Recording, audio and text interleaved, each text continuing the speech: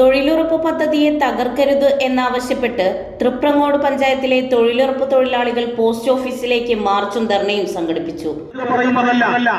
നമ്മൾ 600 രൂപയ്ക്ക് കൂലി കൂട്ടാൻ വേണ്ടിയിട്ടാണ് നമ്മുടെ സമരം. പക്ഷേ ഇന്ത്യയിൽ ഒരു മനുഷ്യനുണ്ട്, അയാളുടെ പേര് അദാനി ആണ്. അയാളുടെ ഒരു ദിവസത്തെ വരുമാനം 1000 കോടി രൂപയാണ്.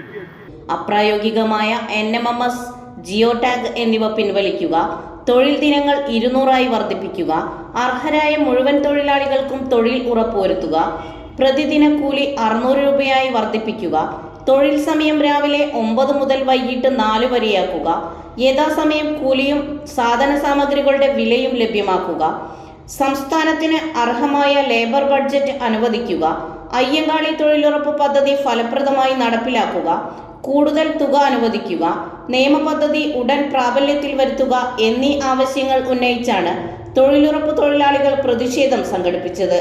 CPM ജില്ലാ കമ്മിറ്റി അംഗം A. Sivadasan, block president P. Kumaran, panchayat president Shalini എന്നിവർ സംസാരിച്ചു. ന്യൂസ് 99 തിരൂർ.